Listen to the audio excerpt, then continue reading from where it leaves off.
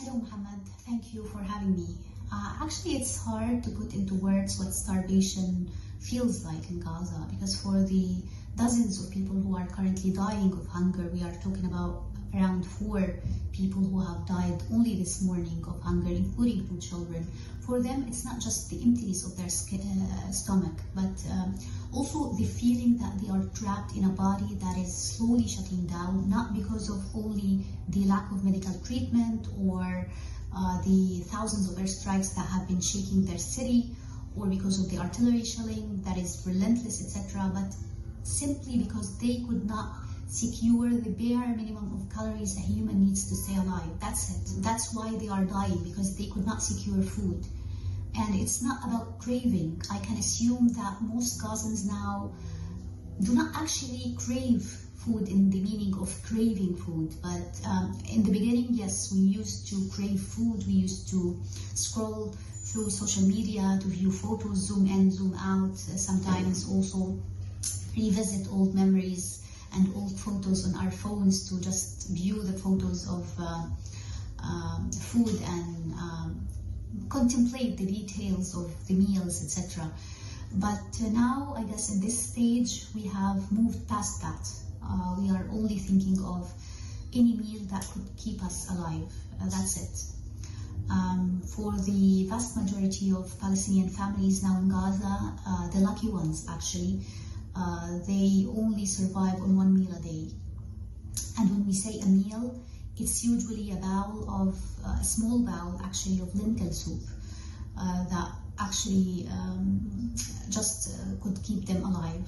Some families I know also boil water with some peppers, and that's it. They use it as a soup for their children, just to give them something to eat through the day. But it's not just the feeling of hunger, it's the shame actually.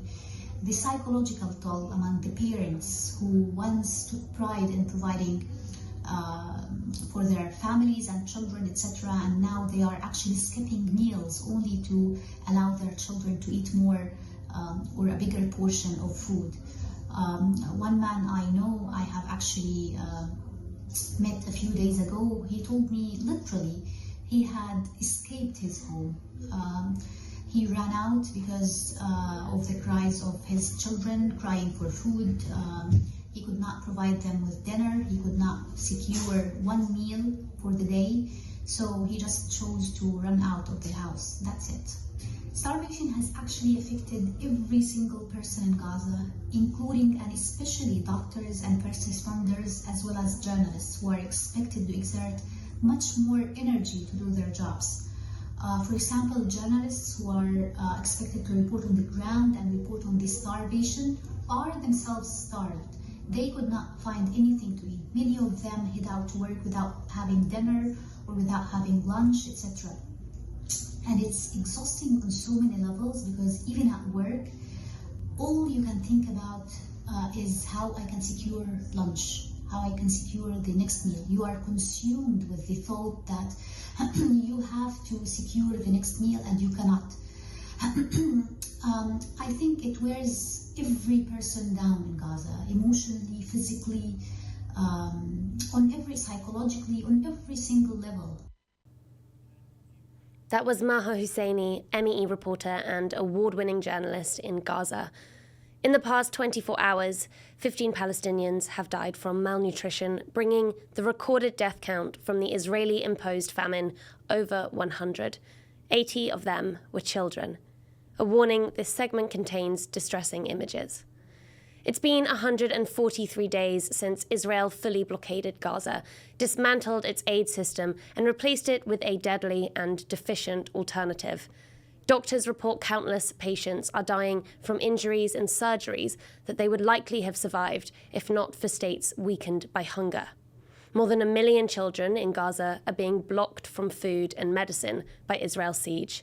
Mothers are unable to breastfeed, and Gaza's Civil Defense Agency said on Sunday that infant deaths caused by starvation are rising.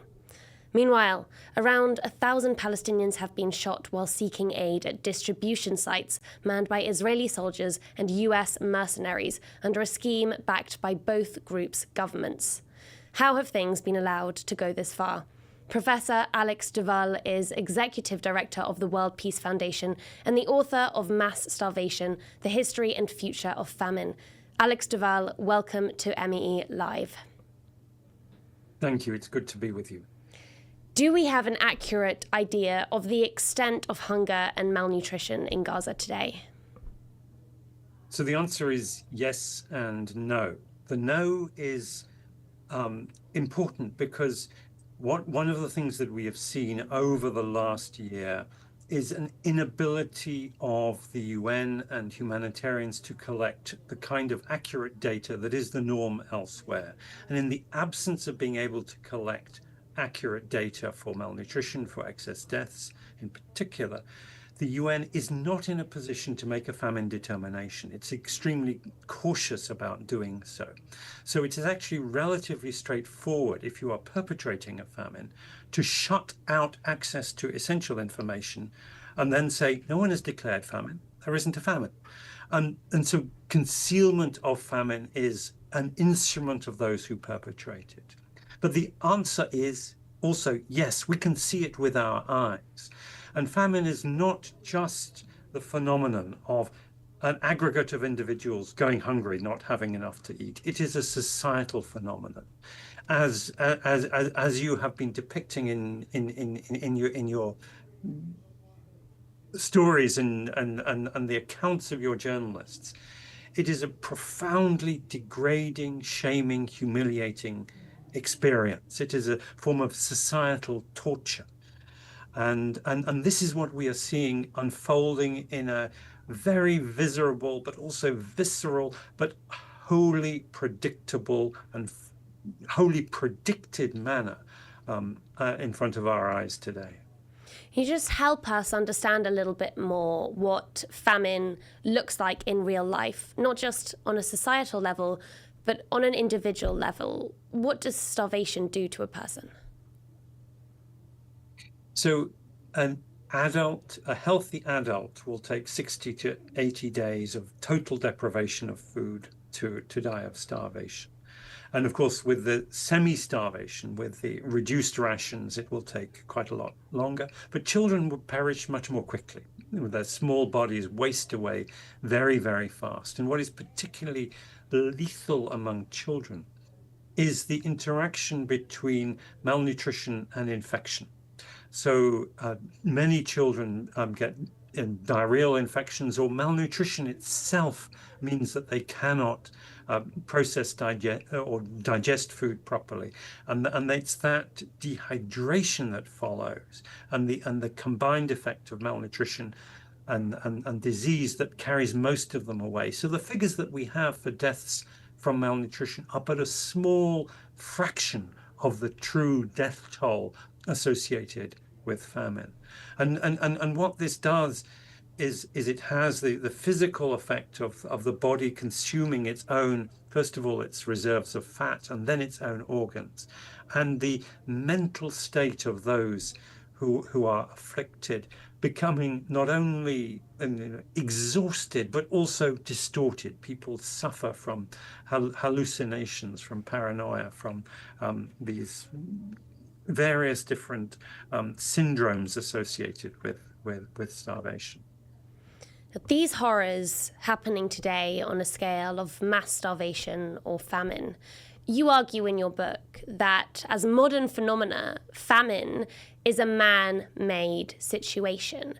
What do you mean by that? And what does that mean in the situation with Gaza? Well, historically, almost all famines have had a man-made element, and the gendered language is deliberate. It is overwhelmingly men who cause this. But what we've seen, especially in recent decades, is that human element, the political action, and especially the criminal action, the starvation crimes, becoming more and more prominent. So that every case of famine that one can point to in the last 25, 30 years comes about because of deliberate actions during war. But the case of Israeli actions in Gaza stand out. They stand apart from what we've seen in Syria, in Yemen, in Ethiopia, in Sudan, in South Sudan, in Nigeria, other places. And they stand out because there is no other case in modern history in which you have such minutely, precisely engineered starvation within an hour's drive, or even less than an hour's drive, of a fully capable international humanitarian operation ready to roll. If Israel wanted every child in Gaza to have breakfast tomorrow, the Prime Minister Benjamin Netanyahu could say so, and it would happen. That is not the case in other terrible famines, such as in Sudan today. The precision, the minute control that Israel has over this is something without precedent in modern times. So when it comes to Gaza and this situation of manufactured famine, how far does culpability reach? You indicated it begins with Netanyahu, but where does it end? So let's be clear about who is obliged to do what. And let me start with just reading you a decision, an instruction from the International Court of Justice, 28th of March last year, in the case brought by South Africa. And the court ordered Israel to take all necessary and effective measures to ensure, without delay, in full cooperation with the United Nations, the unhindered provision at scale by all concerned of urgently needed basic services and humanitarian assistance, including food, water, fuel, shelter, etc. It goes on and on. Now, this is very significant for two reasons. Number one, the Israeli judge on the court, put there by Benjamin Netanyahu, Justice Aharon Barak, he voted in favor of this. He made it unanimous. One of Israel's most senior and respected judges voted for that. And second, it is significant because the court also ruled that Israel was obliged to do this in order to fulfill its obligations of preventing genocide under the Genocide Convention. And that is a convention that governs or should govern all states that are signatory to it. The United Kingdom, France, Germany, United States, etc. All should be required to prevent genocidal starvation unfolding. Now, it is 16 months almost from that day. And what is happening is that Israel is not fulfilling its obligations as specified by the ICJ, and those international partners, those states that are signatory to the Genocide Convention, are not fulfilling their obligation to prevent the crime of genocide unfolding. There is a lot more they could do. They're not even citing that obligation as they make their various protests about what Israel is doing.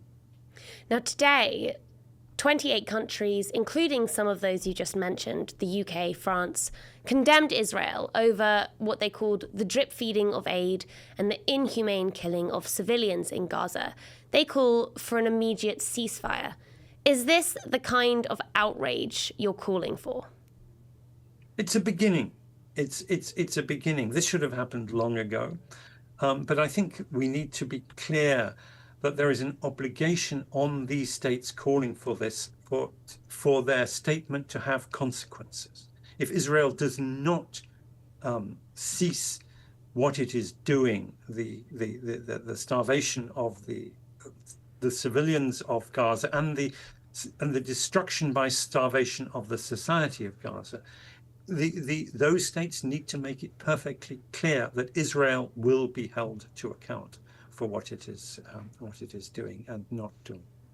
Now, you have referenced the International Court of Justice case brought by South Africa and the key ruling of March last year. However, the ultimate ruling, which will categorically determine whether or not Israel is committing genocide in Gaza, that is yet to be determined. South Africa cited in their case the use of starvation as a weapon of war. How is what we're seeing today coming from Gaza likely to influence the final genocide ruling? So I think let's be clear, the Genocide Convention has an obligation to prevent and to punish genocide. So the prevention aspect cannot wait until we have counted the graves of all those children who have died of starvation. It cannot wait until a court has decided that the social trauma, the societal dismemberment, the ethnic cleansing, etc., that has been inflicted is genocide. We can't wait for that. It has to be done in a preventative way. And what we are seeing unfolding is exactly what genocidal starvation consists of. It is not only the suffering and death of individuals, but perhaps more importantly, it is that social trauma, it is that shame, it is that degradation, it is that feeling of people being reduced to the state of animals, being forced to violate profound social taboos, scavenging for food in piles of garbage, etc. This is what genocide looks like in the moment. And finally, Alex de Waal, while I have you, could we just zoom out for a moment and have you highlight for us where in the world, as well as Gaza, the worst famines are happening that need attention, and what, on a general level, must be done by the international community to stop them? So the other case, which is bigger by magnitude, much bigger by the numbers affected, is Sudan. And at the vortex, at the epicenter of starvation in Sudan, in and around El Fasher and one or two places, situation there is no less dire than in Gaza. And in those cases, especially Sudan, it is imperative that the same pressure be brought to bear on those warring parties for a ceasefire, for humanitarian access, for respecting people's dignity, for protecting civilians. And that is a responsibility that falls upon all those states that are involved in one way or another in either providing support to the belligerents, and the neighboring states are doing that, the UAE, Saudi Arabia, Egypt, also Turkey, and those states that are providing or failing to provide sufficient humanitarian assistance, failing to put pressure on the belligerents. That is no less imperative. It really must happen. Alex de Waal, thank you for joining us.